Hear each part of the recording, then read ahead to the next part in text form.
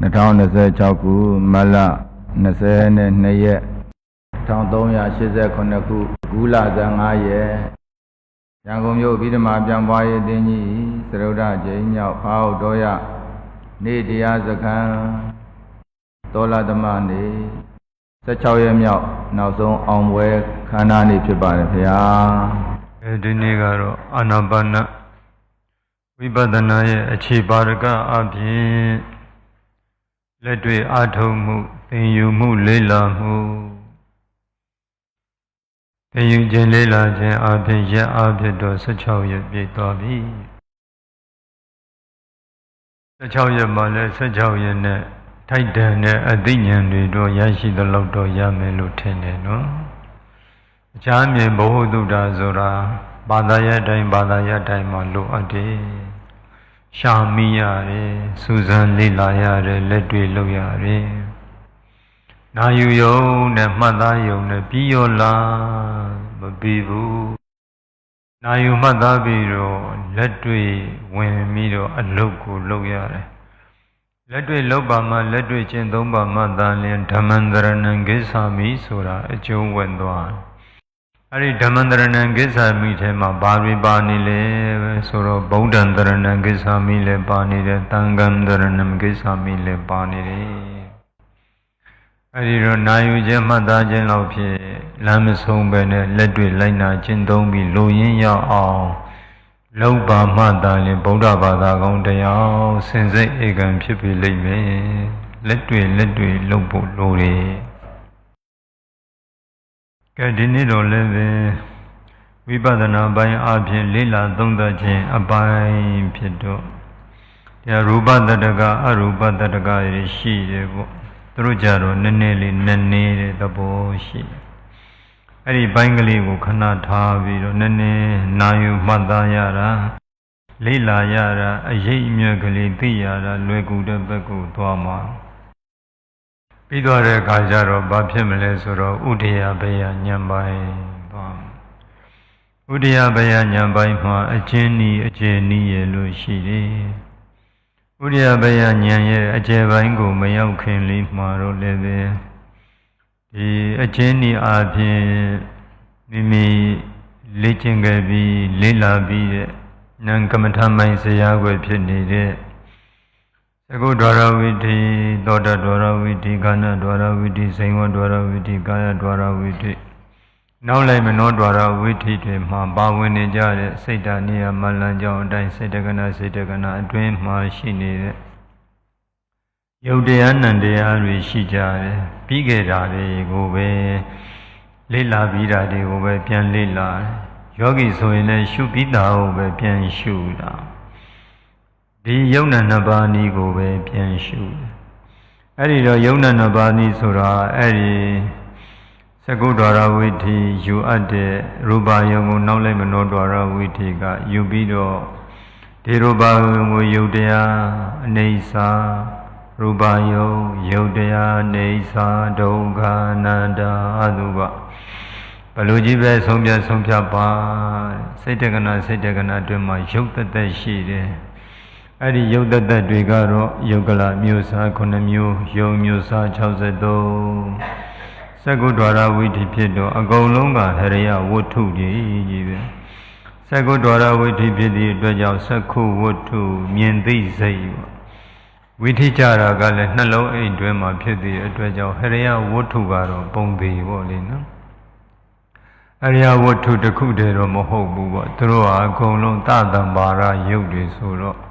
အကုန်လုံးမကင်းရမကင်းကြောင်တိုင်းဝိုင်းတိုင်းဝန်းပြီးတော့သွားကြတယ်အဲ့ဒီတော့ဟရိယဝတ္ထုမှာလည်းဟရိယဝတ္ထုတစ်ခုတည်းမဟုတ်ဘူးတဲ့မဟာဗုဒ္ဓကြီး၄ပါးဓာတ်ကြီး၄ပါးမိတွေ့နေတဲ့ဥပါဒာယုဝဏကန္နရတဩဇာဇိဝိတဟရိယဝတ္ထုဆိုပြီးအဲ့ဒီတော့ဟရိယဝတ္ထုမှာယုတ်ကလမျိုးစား9မျိုးယုံမျိုးစား63ဟာသူတို့ကယုတ်သက်ပေါ့ကျန်တဲ့စိတ်တက္ကနာမှာလည်းအကုန်လုံးယုတ်သက်ကိုယောဂီကဝိထိချပြီးအဲ့ဒီယုတ်သက်ကိုသိသိရအဲ့ဒီယုတ်သက်ကိုအနိစ္စဒုက္ခအနတ္တရှုရတယ်ပြီးတော့မှသာလျှင်နံသက် ပြီးကြတဲ့နေ့ကလေးလာခဲ့ရတဲ့အတိုင်းပင်စတော်ရဝိဇ္ဇံခိုင်စကုဝိညာဉ်တံတရိဆိုင်တန်ယဝုထောသောခုနှစ်ကျိန်တရာယုန်နှစ်ကျိန်နောက်လိုက်မနောတော်ရဝိတိမနောတော်ရဝိဇ္ဇံသောခုနှစ်ကျိန်တရာယုန်နှစ်ကျိန်စေတကနာမှာရှိနေတဲ့အရှင်ဘောရှင်ဘက်တံပြုတ်တနေလည်းနေတယ်လို့များရင်များတယ်လို့အကုန်လုံးအဲ့ဒီနန္တသက်တွေကိုလည်းပဲဖြစ်ပြီးပြတ်သွားတဲ့သဘောအာယုံယူပြီးတော့အနေဆာဖြစ်ခြင်းပြည့်ခြင်းတန်ခြင်းပြည့်ညှဉ်းပန်းနှိစ္စခံရတဲ့သဘောဒုက္ခမပြည့်စုံပဲချိန်ခဲခိုင်မှနေတာရာဝိတည်ရှိနေတဲ့အတ္တမရှိတဲ့သဘောအနတ္တအနေဆာသော၎င်းဒုက္ခသော၎င်းအနတ္တသော၎င်းတစ်ခုမဟုတ်တစ်ခုရှုပါတဲ့ယုတ်ကောနံကောအစုံလိုက်ပူတွယ်သိသိပါခန္ဓာ၅ပါးလုံးလို့ဆိုလိုတာပေါ့ယုတ်ကောနံကောပူတွယ်သိသိတယ်ယုတ်တဲ့နံတဲ့ယုံနံပူတွယ်အဲ့ဒီယုံနံနှစ်ခုလုံးအစုံလိုက်ကဘယ်သူတွေလဲဆိုတော့ရူပခန္ဓာဝေဒနာခန္ဓာသင်္ညခန္ဓာသင်္ကာရခန္ဓာဝိညာဉ်နဲ့ခန္ဓာပေါ့အဲ့ဒီတော့ယုတ်တဲ့နံတဲ့ယုံနံပူတွယ်သိသိဆိုတဲ့လုပ်ငန်းရဖြင့်ဒါဥဒိယဘယဉာဏ်အချင်းဤအကျယ်မသွားခင်မှာလုတ်ပြီးသားကိုပဲပြန်ပြီးတော့ရှုပြရရှုလေကောင်းလေပေါ့ဒါနဲ့ပဲသွားမှာဒီဇရာကွက်နဲ့ဒီခန္ဓာ၅ပါးနီးယုံနာ၅ပါးနီးဒီလိုပဲသွားမှာတောက်လျှောက်ဒီတိုင်းပဲရှုပြီးသွားတဲ့ခါကျတော့ခန္ဓာ၅ပါးနီးသွားတော့ယုတ်သက်ကိုတပုံထားတယ်အဲဒီသကုဒ္ဒရာဝိထိတွင်မှာပဲနန္တသက်ကိုတပုံဆိုဉာဏ်သက်ကတော့၄ပုံဖြစ်သွားဝေဒနာခန္ဓာတင်ညာခန္ဓာဝေဒနာတင်ညာမှကျွင်းနေတဲ့ဉာဏ်နဲ့စေတသိက်တွေကသင်္ကရခန္ဓာအသိစိတ်ဝိညာဉ်ကဝိညာဉ်နဲ့ခန္ဓာနာမ်ခန္ဓာ၄ပုံခန္ဓာ၅ပါးနည်းနဲ့လည်းပဲဝိပဿနာရှုဝိပဿနာရဲ့အရှုခံအာယုံကလည်းဒီခန္ဓာ၅ပါးပဲဟုတ်နောက်ပြီးတော့လည်းပဲချုပ်ငြိမ်းမှုအပိုင်းရောက်တော့ပင်စနာခန္ဓာနာនិရောဓနိဗ္ဗာန်ဒီခန္ဓာ၅ပါးကိုချုပ်ငြိမ်းရာအပိုင်းကိုသွားရမှာအဲ့ဒီတိုင်းတော့မှဒီခန္ဓာ၅ပါးမသိလို့ကိုမရဘူးခန္ဓာ၅ပါးသိရစာရလည်းသိရမယ်ဆရာပြောရလည်းသိရမယ်လက်တွေတမာရိထူထောင်ပြီးတော့နာမရူပပရိစ္ဆေရဉာဏ်အားဖြင့်လည်းဒီခန္ဓာ၅ပါးသိရမယ်အဲ့ဒီလိုမျိုးတွေသိထားပြီးမှဝိပဿနာလို့ပြောတာကောင်းနေနော်အဲ့ဒါတွေလည်းမသိတမာရိလည်းမရှိဘူးယုတ်တဲ့နံတွေလည်းမရှိမသိဘူးရုပ်တဲ့နံတွေကိုဆရာဖြစ်သူကလည်းပြောတဲ့ထဲမှာမပါဘူးရှုတဲ့ထဲမှာလည်းမပါဘူးဆိုရင်တော့အဲ့ဒီဝိပဿနာတွေကတော့စဉ်းစားစရာတွေဖြစ်တယ်ဟုတ်လားအဲ့ဒီတော့ဝိပဿနာဆိုတာရုပ်တဲ့နံတွေမှန်သောရုပ်တဲ့နံတွေခန္ဓာတွေဖြစ်ရဘယ်ဥစ္စာကရူပခန္ဓာလဲဘယ်ဥစ္စာကဝေဒနာခန္ဓာလဲဘယ်ရတင်ညာသင်္ခါရဝိညာဉ်လဲဆိုတာဒါသိရမှာဟုတ်လားအဲ့ဒါတွေပြီးသွားတဲ့အခါကျတော့လည်းပဲဒီပရိစ္ဆသမုပ္ပါနဲ့ပတ်သက်လို့လည်းပဲပထမနီးဝိဇ္ဇာပစ္စယသင်္ခါရဒါကိုလည်းပဲအိဋ္ဌဒုက္ခအနတ္တအကြောင်းကျိုးမဆက်သေးပဲနဲ့တွားရမှာအဲ့ဒီပထမနီးနဲ့ပတ်သက်လို့လည်းပဲထွေထူးမပြောခဲ့ဘူးပေါ့လက်တွေ့လုပ်တဲ့အခါကျရင်တော့သိကြရမှာပေါ့နော်။ဘာကြောင့်လဲဆိုတော့အချိန်ကနေစစ်စစ်စစပြောမယ်ဆိုလို့ရှိရင်တော့သူကတစ်လလောက်ဆိုရင်တော့ကုံစင်အောင်တော့ပါလိမ့်မယ်ပေါ့နော်။ယခုကတော့ရက်ကိုကြည့်ပြီးတော့အာနာပါနကိုလည်းအထူးပြုပြီးတော့သင်နေရတာ။အဓိကကတော့အာနာပါနဆိုတဲ့သမာဓိအောင်မြင်မှုရအောင်ဆိုပြီးတော့အဓိကသင်ပေးမှုသင်ယူမှုလို့အဲ့ဒီတော့အာနာပါနလားဆိုတော့အာနာပါနသမာဓိစကားအောင်မြင်ပြီးသွားရင်ယခုတောက်လျှောက်ပြောခဲ့တာဒီလမ်းကြောင်းကိုငါတို့သွားရမယ်ဆိုတာလေးသိဖို့ပြီးသွားတဲ့အခါကျတော့လည်းပဲအတိတ်နာကပြစ္ဆုတ်ပံဆိုတာရှိတယ်လေအတိတ်လည်းရှုခဲ့ရတာကိုအတိတ်ကိုရှုခဲ့တာအတိတ်ဘဝရှုခဲ့ရတာအတိတ်ဘဝရှုတယ်ဆိုတော့ဘဝတွေကိုตายရဖို့လားမဟုတ်ဘူးတဲ့ဘဝတွေ့မှာအဲ့ဒီဘဝနောက်ဆုံးချိန်မရဏသနာဇောချိန်ခါမှာဒီဘက်ဘဝကိုဖြစ်စေတတ်တဲ့အဝိဇ္ဇာတဏှာဥပါဒသင်္ခါရကံသွားရှာဖွေလို့ရတာဒုတိယအတိတ်ကိုသွားလိုက်လည်းပဲဒီပထမအတိတ်ကဘယ်ကလာတာလဲသူ့ရဲ့အကြောင်းတရားတော့ရှိရမှာ တတိတ်နှစ်တိတ်လောက်တော့ရှုလိုက်တဲ့အခါကျတော့ကျန်တဲ့အတိတ်တွေကရှည်လျားလာတဲ့သန္တရာတစ်လျှောက်လုံးမွေးခြင်းသေးခြင်းရရှိခဲ့တဲ့32နိုင်ငံပိုင်ဆိုင်ဆုံးနဲ့ရှင်သေမင်းရဲ့လက်ထဲမှာတဘောအပြီးတော့သွားခဲ့တာဒီတိုင်းပဲထိုနည်း၎င်းပဲဆိုတာနားလေသဘောပေါက်ဘဝဖြစ်စဉ်ကိုနားလေသဘောပေါက်အဲ့ဒီတော့အတိတ်ကလည်းပဲယောဂီကဘယ်နှစ်တိတ်လောက်တော့ရှုထားလေပေါ့ရှုထားတဲ့ဆိုပထမဒိဋ္ဌဒုတိယဒိဋ္ဌတတိယဒိဋ္ဌအဲ့ဒီဒိဋ္ဌတိုင်းမှာလည်းပဲဒီငီ6ဓာရဆိုတာရှိခဲ့တယ်လေရူပယုံတတ္တယုံကန္တဝရတယုံဖုဒ္ဓဘာယုံဓမ္မယုံတွေရနိုင်တာဒီပိဿုပံရှုတဲ့ကဲ့သို့ပဲပေါ့သကုတ္တရဝိတ္တိရှိနေတဲ့ယုံနာနှစ်ပါးဤခန္ဓာ၅ပါးဤဒါတွေရှုပေါ့ယခုပိဿုပံကခုနအရင်မြပြောခဲ့တဲ့အတိုင်းပေါ့ပြီးသွားရင်လည်းအနာဂတ်မှာလည်းထုံနည်းတူကိုအနာဂတ်ဘယ်နှခုရှိထားလဲပေါ့ဒါတွေကဘယ်လိုလှုပ်ရှုမလဲဆိုတော့တမာရီမရှိရင်ဘယ်လိုလှုပ်ရှုမလဲဆိုတော့မင်းစရာကတော့လုံးဝရှိတာတမာရီရှိနေတဲ့ပုဂ္ဂိုလ်တွေအတွက်ကတော့ယုတ်ကလနဲ့ပရမတ်တွေကိုပိဿုပံဖြစ်တဲ့ဒုက္ခသစ္စာတရားကြီးခြေရာခံပြီးတော့လုံးဝကိုသိထားတာဖြစ်တဲ့အတွက်ကြောင့်သူ့ကိုအရင်ပြုတ်ပြီးတော့ဒီယုတ်တရားနံတရားတွေအရင်ပြုတ်ပြီးတော့အတိတ်ကိုလည်းသွားလို့ရတယ်အနာဂတ်ကိုလည်းသွားလို့ရတယ်တမာရီလည်းမရှိဘူးဒီယုတ်ကလပရမတ်တွေလည်းမသိထားဘူးသစ္စာတရားတွေဒါတွေလည်းမသိထားဘူးဆိုရင်တော့ဒါမေးတော့မေးတဲ့တော့အတိတ်ကိုဘယ်လိုလှုပ်ရှုမလဲရှုလို့ပဲရမှာလဲအနာဂတ်လည်းဘယ်လိုလှုပ်ရှုမလာမလာသေးတာမှန်တော့ဗောဒါပေမဲ့ဘာမှမရှိတဲ့ပုဂ္ဂိုလ်မေးတယ်အမေးပါအဲ့ဒါကသမာဓိဆိုတာလေအတိတ်ရဲ့နဲ့ဘာဆိုတာမသိဘူးယခုလိုမျိုးဧကဂရသမာဓိလမ်းစဉ်ကိုဘလို့သွားရတယ်ဆိုတာဒါလည်းမသိဘူးဆိုတော့ဘာမှမသိတဲ့သူကသူမေးတော့မေးတဲ့တော့သူ့မှာမေးစရာတွေအများကြီးရှိတော့ရှိထားပြီးသိထားပြီးတဲ့ပုဂ္ဂိုလ်တွေကြတော့တကယ်လက်တွေ့လှုပ်ထားတဲ့ပုဂ္ဂိုလ်တွေကြတော့ဒါမေးစရာအကြောင်းမရှိတော့အတိတ်ကိုလည်းဒီယုတ်တရားနံတရားတွေကိုခြေရာခံပြီးတော့သွားလို့ရအနာဂတ်ကိုလည်းဒီယုတ်တရားနံတရားတွေကိုခြေရာခံပြီးတော့သွားလို့ရတယ်ရသလောက်သွားမယ်သွားမရတော့ဘူးဆိုတာချုပ်ငြိမှုအဝိဇ္ဇာတဏှာဥပါဒသင်္ခါရကံတွေအဝိဇ္ဇာនិရောဓသင်္ခါရនិရောဓဒီဘက်ကချုပ်တော့ဘယ်မှာတောက်လျှောက်ဘာမှမရှိတော့ချုပ်တာတယ်ဒီလိုမျိုးသွားတာပေါ့နော်တမာတိရှိမှသိနိုင်တယ်ဒါကြောင့်ဗုဒ္ဓကတမာတိဘိက္ခုဘာဝေထသမာဟိတောဘိက္ခုဘိက္ခုယထာဘုဒ္ဓံပဇာနာတိတမာတိထူထောင်ကြပါ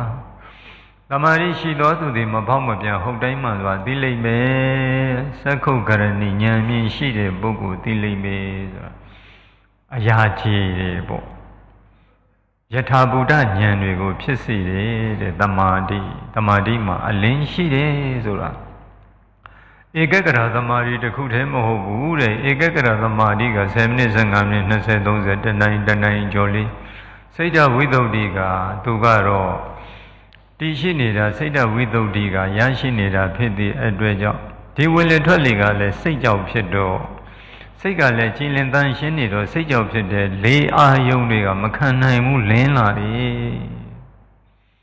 စိတ်ဓာဝိသုဒ္ဓိမဖြစ်ဘဲနဲ့ဒီအလင်းတွေပဲလို့ဖြစ်လာမှလေဆိုတော့ဒါကြောင့်တမာတိထူထောင်နေဆိုတာအကြောင်းရှိတယ်မသိသောသူတွေကတော့အချိန်ဖြုံးနေတယ်လို့ပြောကြမှာဒါအသိဉာဏ်နေတဲ့ပုဂ္ဂိုလ်တွေပြောတာဒါကြောင့်မို့လို့တမာတိထူထောင်နေတယ်ဆိုတာအကြောင်းရှိရဲ့ဒါကြောင့်ဗုဒ္ဓကလည်းတမာတိထူထောင်မှာမဂ္ဂင်၈ပါးထဲမှာသီလမဂ္ဂင်တမာတိမဂ္ဂင်ပညာမဂ္ဂင်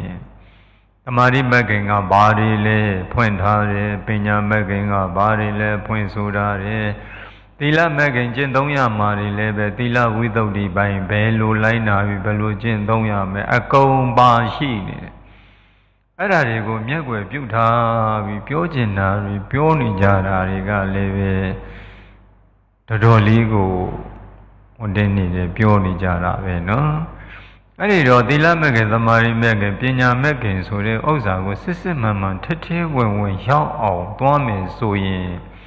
မဖောက်မပြန်ဟုတ်တိုင်းမှန်စွာသိမယ်အတိတ်ကိုလည်းရှုလို့ရမယ်အနာဂတ်ကိုလည်းရှုလို့ရမယ်သမာဓိရှိရမယ်ယုတ်ကလပရမတ်တွေသိရမယ်ပစ္စယပရိက္ခဉာဏ်သွားလို့ရမယ်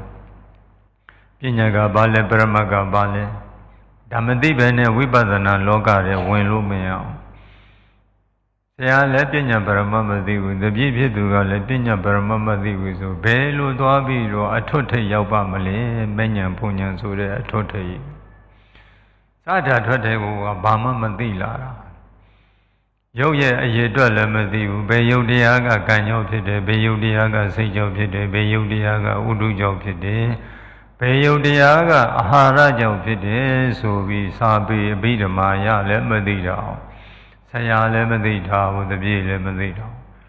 မသိထားတာလည်းတကြောင်တမာရီမရှိတာလည်းတကြောင်မရှိတာကြီးပဲစုဝေးပြီးတော့ဖြစ်နေတာဖြစ်သည့်အတွက်ကြောင့်နောက်ထပ်လက်တွေ့ပိုင်းဖြစ်တဲ့ဒီယုတ်ကလနဲ့ပရမတ်တွေမသိဘူးဆိုရင်မဟာဗုဒ္ဓဓာတ်ကြီး၄ပါးမသိဘူးမဟာဗုဒ္ဓဓာတ်ကြီး၄ပါးမသိရင်ဓာတ်ကြီး၄ပါးကိုမိတွေ့နေတဲ့ဥပါဒာယုတ်တွေယုတ်အစေယုတ်အတုတွေဘာတစ်ခုမှမသိဘူးမသိတာဖြစ်သည့်အတွက်ကြောင့်တဲ့ရူပပရိက္ခမသိဘူးဆိုလို့ရှိရင်အရူပဖြစ်တဲ့နံတရားတွေဆက်လက်ပြီးမသိဘူးယုတ်လည်းမသိဘူးနံလည်းမသိတဲ့ပုဂ္ဂိုလ်ဟာဒုက္ခသစ္စာမသိတဲ့အခါကျတော့ပစ္စယပရိက္ခဉာဏ်သမုဒယသစ္စာသွားမသိတော့အဲ့ဒီတော့ဒုက္ခလည်းမသိဘူးသမုဒယလည်းမသိတဲ့ပုဂ္ဂိုလ်ဟာဘယ်နည်းနဲ့မှဝိပဿနာမဖြစ်ဘူးတဲ့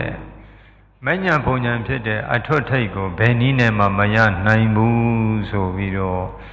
မဟာဂောပါလကသုတ်တံထက္ကရာပြီးခဲ့တဲ့ရက်တွေတုန်းကလည်းအဲ့ဒါတွေပြောခဲ့တယ်အဲ့ဒီတော့အတိတ်နာကပစ္စုပ္ပန်မှာလည်းပဲဘဝဆိုတာရှိခဲ့တော့သက္ခုမျက်စိနားနှာခေါင်းလျှာကိုယ်နှလုံးအတွင်း6ဓာရရှိခဲ့ကြတယ်တဲ့ရှိခဲ့ကြတာဖြစ်သည့်အတွက်ကြောင့်ယခုပစ္စုပ္ပန်လုပ်ခဲ့သလိုပဲသက္ခုဓာရဝိတိသောတဓာရဝိတိခန္ဓာဓာရဝိတိစိံဝဓာရဝိတိကာဓာရဝိတိကျန်တဲ့ဓမ္မယုံလိုင်းတွေလည်းပဲထုံနည်းတူပဲဒါတွေကိုအစ္ဆဒရှုသလိုဗိဒရှုအတိတ်ပစ္စုပ္ပန်နာကဒါတွေရှုဖို့ဒါအကျဉ်းဤပေါ့နော်ပြီးသွားတဲ့အခါကျတော့လည်းပဲဥဒယဘေယဉာဏ်အခြေပိုင်းကြတော့မဟာသတိပဋ္ဌာနာသုတ်တံထဲမှာလာပြီလေသမုဒယဓမ္မ ानु ပတိဝယဓမ္မ ानु ပတိသမုဒယဝယဓမ္မ ानु ပတိဆိုတာလာတာလေအဲ့ဒီတော့သမုဒယဓမ္မ ानु ပတိဆိုတာဖြစ်ကြောင်းသဘောနဲ့ဖြစ်ခြင်းသဘောဒါသိရမယ်ဝယဓမ္မချုပ်ကြောင်းသဘောနဲ့ချုပ်ခြင်းသဘောသိရမယ်အဲ့ဒီတော့သမုဒယဝယဓမ္မ ानु ပတိဖြစ်ကြောင်းသဘောနဲ့ဖြစ်ခြင်းသဘောချုပ်ကြောင်းသဘောနဲ့ချုပ်ခြင်းသဘောကိုအဖန်ဖန်ထထရှုလေရှိသည်ဖြစ်၍ဝိဟရတိနေလေ၏ဆိုတော့အဲ့ဒီတော့ဥဒယဘယဉာဏ်ဒီသမုဒယဒီဥဒယဘယဉာဏ်အကျယ်မှာအဲ့ဒီမှာမဟာသတိပဋ္ဌာနာသုတ်ကိုလက်လန်းမီတဲ့ယောဂီတွေရှိကြမယ်စာပေလုံးနေတဲ့သူတွေသိကြလိမ့်မယ်အဲ့ဒီထဲမှာတွေ့လိမ့်မယ်သမုဒယဓမ္မ ानु ပတိဝါကာသမိဝိဟရတိစသည်ဖြင့်ဝါယဓမ္မ ानु ပတိဝါကာသမိဝိဟရတိစသည်ဖြင့်ပေါ့နော်အဲ့ဒီပါဠိတွေသွားတွေ့လိမ့်အဲ့ဒါကဘယ်လိုရှုလဲဆိုတော့ तू ကပဋိစ္စသမုပ္ပါဒ်ပိုင်းကို तू ကပြောနေတယ်ပဋိစ္စသမုပ္ပါဒ်မှာဆိုရင်ပြီးကြတဲ့နေ့တွေကပစ္စယပရိက္ခညာအတိတ်ဘဝရှုတော့ကယောဂီကလည်းဒီဘဝကအမျိုးသမီးပဲအတိတ်ဘဝမှာလည်းအမျိုးသမီးပဲဘာကြောင့်ဒီလိုအမျိုးသမီးဖြစ်ရလဲအတိတ်ဘဝရှုလိုက်တော့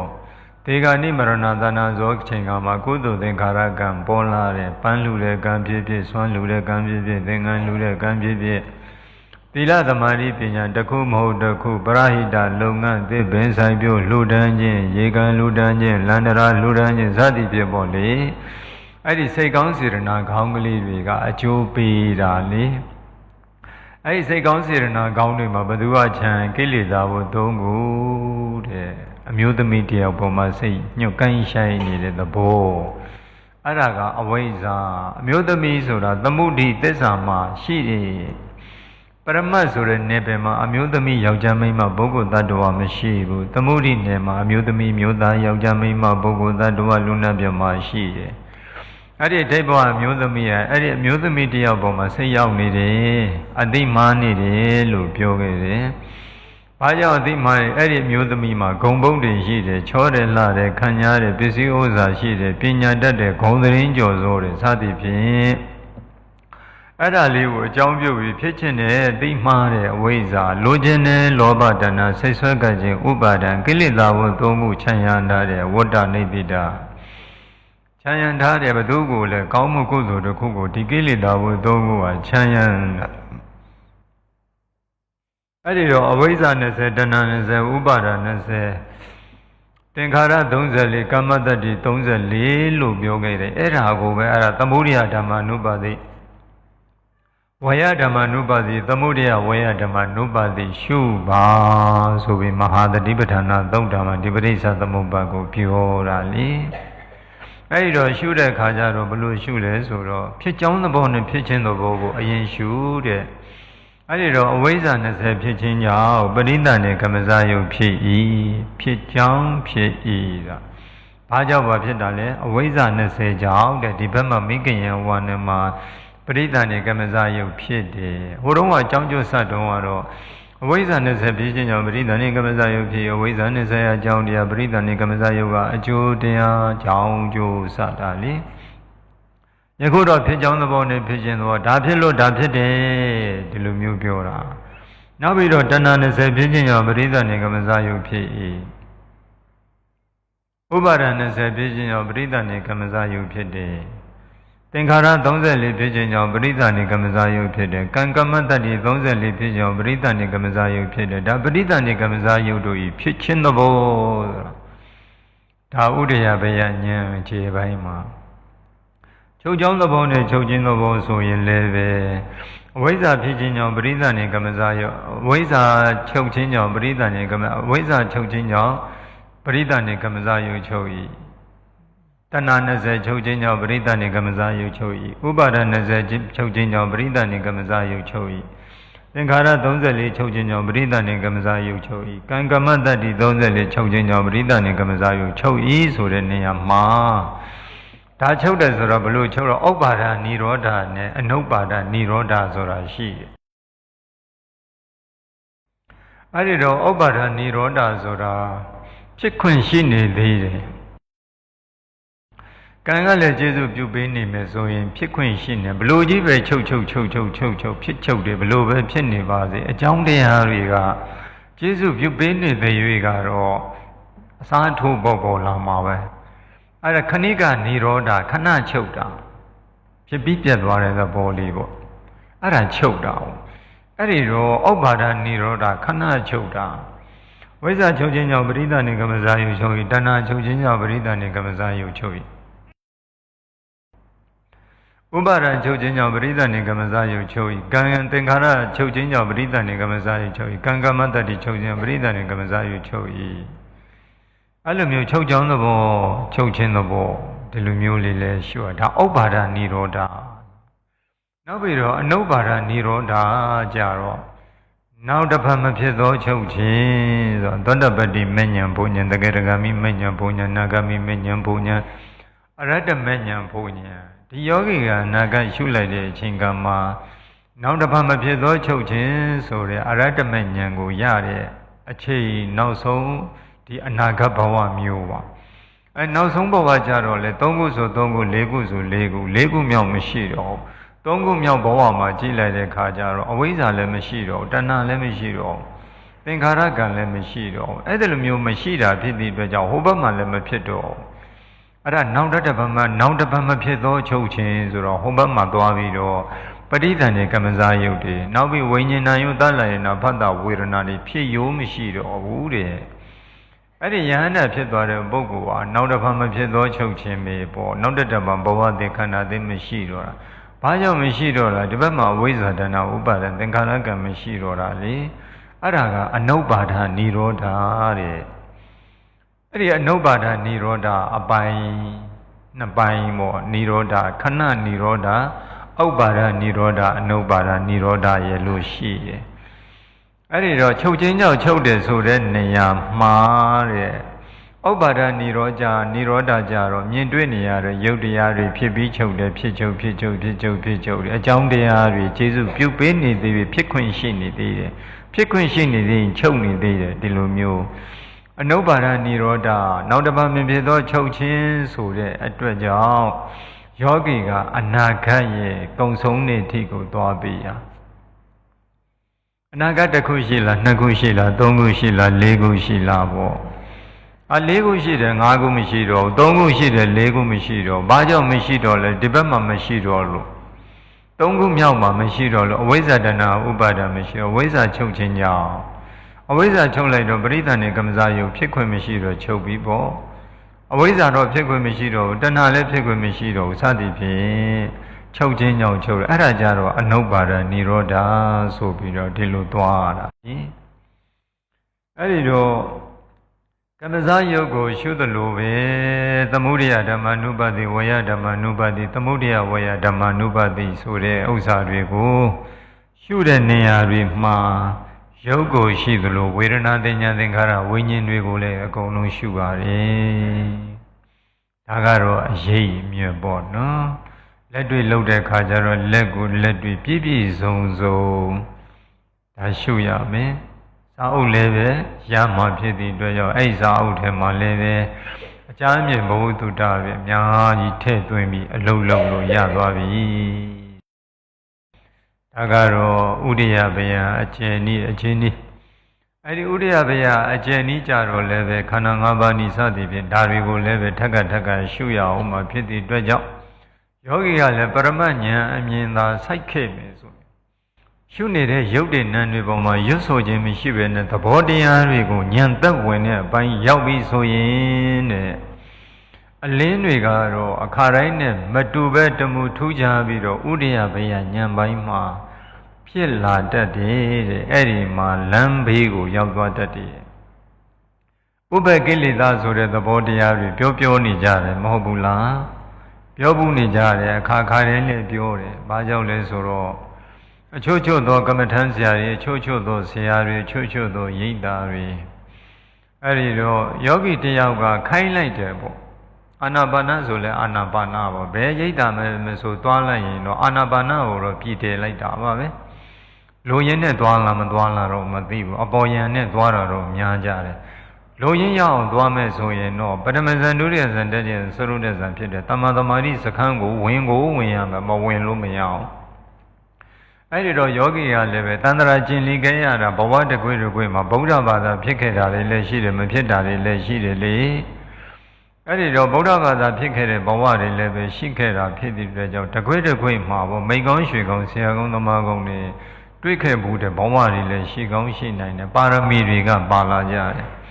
ကမ္မဋ္ဌာန်းဆရာကကျွမ်းကျင်နေဖြစ်စေမကျွမ်းကျင်နေဖြစ်စေကြားဘူးနာဝနဲ့ဖြစ်စေမိမိကိုသင်တန်းတက်ပြီးတော့ဖြစ်စေသင်ပေးလိုက်တယ်သင်ပေးလိုက်တာဖြစ်တဲ့အတွက်ကြောင့်မိမိကလည်းဝင်လေထွက်လေကိုရှုတယ်ရှုတဲ့အခါကျတော့စနစ်တွေဘာတွေလဲနားမလည်ဘူးလုံးရှုနေတာပဲဒီသဘောမျိုးပေါ့အဲ့ဒီမှာလဲအလင်းနမိတ်ကသူကပေါ်လာပြန်ကမ္မဋ္ဌာန်းဆရာကျွမ်းကျင်လို့နားလဲလို့တော်လို့ပေါ်လာတာမဟုတ်ဘူးမိမိရဲ့ပါရမီတွေကကပ်ပါလာတာဖြစ်တဲ့အတွက်ကြောင့်အဲ့ဒီတော့အဲ့ဒီအလင်းနမိတ်တွေကသုံးလို့ရလားဆိုတော့သုံးလို့တော့မရသေးဘူးပါရမီရှိတယ်အဲ့ဒီပါရမီရဲ့အညွန့်ညောက်ကိုတက်ဖို့ရန်အတွက်ပါရမီရဲ့အညွန့်တွေတလူတက်ဖို့ရန်အတွက်မိကောင်းရွှေကောင်းဆရာကောင်းသမားကောင်းလိုတယ်အဲ့ဒီတော့ဒီအလင်းနမိတ်တွေရဲ့ဒီဖြစ်ရောဖြစ်စဉ်သဘာဝတရားတမာတိပါရမီဆိုတဲ့သဘောတရားတွေကိုမသိတဲ့ကမ္မထမ်းဆရာတွေကြတော့အဲ့ဒီအလင်းတွေဟာဥပကိလေသာတွေဖြောက်ပြစ်ဖယ်ပြစ်ဆိုပြီးတော့ဖြောက်ခိုင်းတယ်ဖြောက်တော့လည်းဘလို့မှဖြောက်လို့မရအောင်အဲ့ဒီတော့ဥပကိလေသာပိုင်းရောက်တယ်ဆိုတာဒီလိုမျိုးပေါ့သမထနာဉာဏ်ဥရိယဘယဉာဏ်ပင်ကဉာဏ်ဒီလိုမျိုးဥရိယဘယဉာဏ်ပိုင်းဒီပိုင်းတွေလည်းမရောက်သေးဘူးရုပ်တွေနံတွေလည်းမသိသေးဘူးယုတ်ကလနဲ့ပရမတ်လည်းမသိဘူးဝိပဿနာလည်းပုံစံမှမဟုတ်ဘူးတမာရီမှလည်းအလင်းမရှိဘူးအဲ့ဒီတော့မရှိတဲ့ပုဂ္ဂိုလ်အတွက်ကဘယ်လိုဖြစ်လို့စထိုင်နေခြင်းမှာဒီဥရိယဘယဉာဏ်ကိုင်းမှာဉာဏ်ခမ်းမှာဖြစ်ပေါ်လာတဲ့ဆိုတဲ့ဒီအလင်းဓာတ်တွေကဖြစ်ပေါ်လာပါမလဲဝိပဿနာပိုင်းလည်းရောက်သေးတာလည်းမဟုတ်သေးဘူးဒီလိုမျိုးစနစ်တကျဝိပဿနာပိုင်းရောက်မှဝိပဿနာပိုင်းရောက်တော့လည်းပဲယုတ်ကလနဲ့ပရမတ်တွေကိုဉာဏ်မြင်ဆိုင်မှနန္တရားတွေကိုရှုတဲ့နေရာမှာလည်းရွတ်ဆိုတဲ့အပိုင်းတွေမပါဘဲနဲ့သဘောတရားလေးတွေပေါ်မှာအနိစ္စဒုက္ခအနတ္တလက္ခဏာသုံးနှံတင်ပြီးတော့ဒီလိုဝိပဿနာဉာဏ်တွေကသတ်ဝင်မှာဝိပဿနာစိတ်ကြောင့်ဖြစ်ပေါ်လာတဲ့စေတစရုပ်တွေခန္ဓာကိုယ်အတွင်းမကဗဟိတတွေပြန့်ပြီးတော့အလင်းတွေကပူရုပ်ပုံရင်အားကောင်းလာတယ် တမာရီရဲ့အလင်းတွေလည်းပါတယ်ဝိပဿနာစိတ်ကြောင့်ဖြစ်ပေါ်လာတဲ့ထက်မြက်လာတဲ့ဉာဏ်ရည်ဉာဏ်သွေးကြောင့်ဖြစ်ပေါ်လာတဲ့ဝိပဿနာစိတ်ကြောင့်ဖြစ်ပေါ်လာစေတသိက်ယုတ်မှာရှိနေတဲ့ဥဒ္ဒဇယုတ်တဲ့ခန္ဓာကိုယ်အပြင်ထိကိုကပြန့်ပြီးတော့လင်းပြီးအကောင်းတဲ့အဲ့ဒီချိန်ကကြတော့တဲ့ကမ္မထံအားထုတ်နေတဲ့ယောဂီငါတော့မက်ဆိုင်ပြီးဖုံဆိုင်ပြီးဆိုပြီးအဲ့ဒီမှာငြိမ်သွားတယ်အဲ့ဒါဥပ္ပကိလေသာဝိပဿနာတို့ရဲ့ညှိညူကြောင်းဆိုရင်ဒီလိုမျိုးပြောကြအဲ့ဒီတော့ဥပ္ပကိလေသာဘိုင်းမှာယောဂီတိုင်းကအလင်းနေအားကောင်းသလားဆိုတော့အားကောင်းသောယောဂီတွေကောင်းတယ်မကောင်းသောယောဂီတွေမကောင်းပါကြောင့်လေပရမတ်ကိုသွားပြီးတော့ယုတ်ကလတ်မှာပဲတောင်းတင်နေတာလည်းများတယ်ဒါဆရာလိုအပ်တယ်အဲ့ဒီတော့ပရမတ်ဉာဏ်မြင်ဆိုင်တယ်ဆိုရင်အလင်းပို့ကောင်းတဲ့ဝိပဿနာဘိုင်းမှာယုတ်ကလတ်မှာတောင်းမတင်မှုဒီယုတ်ကလတ်တွင်မှာရှိနေတဲ့ရှင်မျိုးကိုမျိုးဆယ်မျိုးပရမတ်တွေမှာဉာဏ်အမြင်ဆိုင်နေတယ်ဆိုလို့ရှိရင်အဲ့ဒီအလင်းတွေကပိုလဲကောင်းတယ်ရှုလို့လဲကောင်းတယ်သဘောမျိုးအဲ့ဒီယုတ်ကလတ်ကိုမလှုပ်ရဲပဲနဲ့ဒီအမုံကိုမလှုပ်ရဲပဲနဲ့ဒီအမုံတွေကြီးပဲထိုင်ရှုနေတယ်ဆိုရင်ဒါကတော့လိုရင်းကိုမြန်မြန်မရောက်ပရမတ်ဉာဏ်မြင်ဆိုင်တဲ့ပုဂ္ဂိုလ်တွေကြတော့ခုနပြောသလိုဥပ္ပကိလေသာလို့ပြောတဲ့အလင်းတွေကပို၍အကောင်းလာတယ်အဲ့ဒီတော့တဲ့ဆရာကောင်းသမားကောင်းတွေတွေ့တယ်ဆိုလို့ရှိရင်အဲ့ဒီမှာသူ့ကိုလမ်းညွှန်ရမယ်ဘလို့ညာလမ်းညွှန်ရမလဲဆိုတော့အဲ့ဒီအလင်းတွေမှာဓာတ်၄ပါးအာဂတတယုတ်ကလပိုင်းခြားယူလိုက်ပါတဲ့အဲ့ဒီအလင်းတွေကဘာတွေဖြစ်ပေါ်လာလဲဆိုယုတ်ကလအမှုံတွေကြီးပဲအဲ့ဒီယုတ်ကလအမှုံတွေဟာတဲ့ရှေးဦးပိုင်းကတွေးလိုက်တဲ့ကမ္မဇယုတ်စိတ္တဇယုတ်ဥဒ္ဒဇယုတ်အာရဇယုတ်တို့နဲ့မတူဘူးတဲ့ဘာမတူလဲဆိုတော့အဲ့ဒီယုတ်ကလတွေရဲ့သဘောတရားတွေကတိတ်ပြီးတိတ်မွေးတဲ့သဘောဖြစ်သွားထူးခြားချက်တစ်ခုအဲ့လိုဖြစ်သွားအလင်းနဲ့ဝိပဿနာစိတ်ကြောင့်ဖြစ်ပေါ်လာတဲ့စိတ္တဇယုတ်တွင်ရှိတဲ့ဥဒ္ဒဇယုတ်ခန္ဓာကိုယ်ပြန့်ပွားပြီးတော့လင်းနေတဲ့ဒီအလင်းတွေဟာဥဒ္ဒဇယုတ်တွေအဲ့ဒီဥဒ္ဒဇယုတ်မှာလည်းဝဏ္ဏရှိတယ်အဲ့ဒီအဝဏ္ဏဆိုတဲ့အလင်းတွေအဲ့ဓာတွေကိုပြောတာအဲ့ဒီအလင်းကိုဓာတ်၄ပါးအာဂတတယုတ်ကလပိုင်းခြားယူလိုက်အဲ့ဒီယုတ်ကလတွေပို၍နူးညံ့နေတိမ်မွေးအဲ့ဒီယုတ်ကလတွင်ရှိတဲ့ပရမတ်တွေထပ်ပြီးတော့ဝိပဿနာနေစာဒုက္ခအနတ္တရှုပြီးလမ်းကြောင်းပေါ်ကိုပြန်တက်ရတယ်အဲ့ဒါလည်းလမ်းကြောင်းပေါ်တက်ပြီးတော့နောက်ပိုင်းပဲသွားမှလေဘင်္ဂညံပိုင်းကိုသွားမယ်ဘင်္ဂညံပိုင်းရောက်ပြီဆိုယောဂီကလက်တကမ်းမပြောနဲ့နီးနီးလေးပဲရက်ပိုင်းပဲလို့တော့တယ်တချို့ယောဂီတွေဆိုဒီပိုင်းမှာဟိုကယုတ်ကလတ်တွေပျောက်ကုန်တာတွေချုပ်ကုန်တာတွေရှိအဲ့ဒီတော့ပရမတ်တော်ကြံသေးတယ်ဒီယုတ်ကလအမှုံတွေပျောက်ပေမဲ့ပရမတ်တွေကိုယခုမှခြေစုံပြည့်ဝင်နေဆိုပြီးတတိပေးရတယ်အဲ့ဒီပရမတ်တွေရှိသေးတယ်သဘောတရားလေးတွေအဲ့ဒါထပ်ရှုပါလမ်းညွှန်ရအောင်အဲ့ဒီတော့ညနေကျရင်တော့လည်းပဲဘင်္ဂညံပိုင်းနဲ့တွားပြီးတော့ဒီနေ့တော့ကမ္မထံကိုဝိပဿနာပိုင်းတစ်ခေါက်ပေါက်သွားကြရအောင်နော်ကဲယခုတော့လည်းပဲယောဂီတွေအဲ့နောက်ဆုံးနေ့ဆိုတော့ယောဂီတွေသမာဓိဖြစ်ပါတော့မလားနောက်ဆုံးနေ့ဆိုသမာဓိမျိုးပထမ1ရက်2ရက်3ရက်ကမဖြစ်သေးဘူးကျန်တဲ့ရက်တွေဖြစ်လာပြီတရားစခန်းပြီးတော့မဆို3-4ရက်ဆိုတရားစခန်းပြီးတော့မလားမသိဘူးဟိုစိတ်တွေကလေးနေတာအဲ့သမာဓိမဖြစ်တော့ပြန်ဘူးအဲ့ဒီတော့ဘလို့ပဲဖြစ်ဖြစ်တဲ့နော်ပြီးတာတွေအချိန်တွေဂုံဆုံးတာတွေထက်တွက်မနေနဲ့တော့ဖြေလျှော်တဲ့လှုပ်လှုပ်မင်းအနာသေးတဲ့လှုပ်လှုပ်မစိတ်ငြိမ်စိတ်ရောပြုခြင်းတဲ့လှုပ်လှုပ်မင်းဒီချိန်ကမှတော့အနာပေးတဲ့ဟိုကလေးအာယုံကိုတန်းသိလောက်ပါပြီအနာပေးတဲ့လှုပ်ကိုကျွမ်းကျင်တဲ့ဆိုတဲ့ကိုကလေးအာယုံသိပြီဆိုလေးအာယုံသိတဲ့စိတ်ကိုသတိထားဆုံးရှောင်ပြီးတမာရီတန်းထူထောင်ရုံပါပဲပြောနေတာကြားတယ်ထိုင်လိုက်တာခဏလေးပါအဲ့တော့လေအာယုံကိုသိပြီဆိုရင်ယောဂီတွေမတွေးဝေနေနဲ့နော်လေအာယုံကိုရှုရမလားစိတ်ကိုရှုရမလားနှာခေါင်းပြားမှရှုရမလားဒီလိုတွေးဝေနေရင်အဆင်မပြေဘူးနှာခေါင်းပြားလည်းမလိုဘူးမရှုနဲ့လေကိုလည်းကြောင်းကြမဆိုင်နဲ့လေအာယုံကိုသိနေတဲ့စိတ်ကိုပဲအဓိမောက္ခဆုံးဖြတ်ချက်ချပြီးတတ္တိရှိလုံစမ်းပါတဲ့တတိစိတ်ဘာဖြစ်လာမလဲသဘာဝလေးဖြစ်လာလိုချင်တာကသဘာဝလေးကိုလိုချင်တာဘာကြောင့်စိတ်ကိုအထူးပြုပြီးစောင့်ရှောက်ခိုင်းရတာလဲဆိုတော့ရှောင်ကျဉ်ရမယ်6မျိုးလည်းပဲဖြစ်ပေါ်မလာရအောင်အတွေ့အထိနာမိတ်တာဘွင်ကြ3ခုလည်းကင်းရအောင်တ တဘာဝလေအာယုတခုလေးပေါ်သို့စိတ်ကြရောက်တည်နေနေတဲ့ဧကဂရစိတ်တဝိသုဒ္ဓိတမာတိကိုလည်းရရှိရအောင်ဒီလေအာယုကိုသိတဲ့နေရာမှာစွမ်းနိုင်ဆုံးဖြစ်နေတဲ့ဒီစိတ်ကိုအထူးပြုပြီးတတိစိတ်တဘာဝလေးဖြစ်နေမှာပဲစိတ်အေးထားရစိတ်ရှည်ရတယ်စိတ်အေးရစိတ်ရှည်စိတ်အေးခြင်းသည်တဲ့ဒီအာနာပါနကမ္မထာရဲ့အသက်ပဲအဓိကသောချက်ပဲစိတ်ရှည်တာကိုကြိုက်တယ်စိတ်အေးတာကိုသူကကြိုက်တယ်ပြစ္ဆုတ်ပန်တဲ့သူရှိနေသူသွားပါသူရှိနေသူအသိလေးသွားပေးပါနေတယ်နုညံသိမ်မွေးမယ်လွန်နုညံသိမ်မွေးမယ်ပစ္စုပန်တဲ့သူရှိနေသူသိရှိတာလေးနဲ့ရောက်ရတဲ့ဒိဋ္ဌိနဲ့စိတ်ကိုဆုံးမပြီးတမာရီထူထောင်ပါ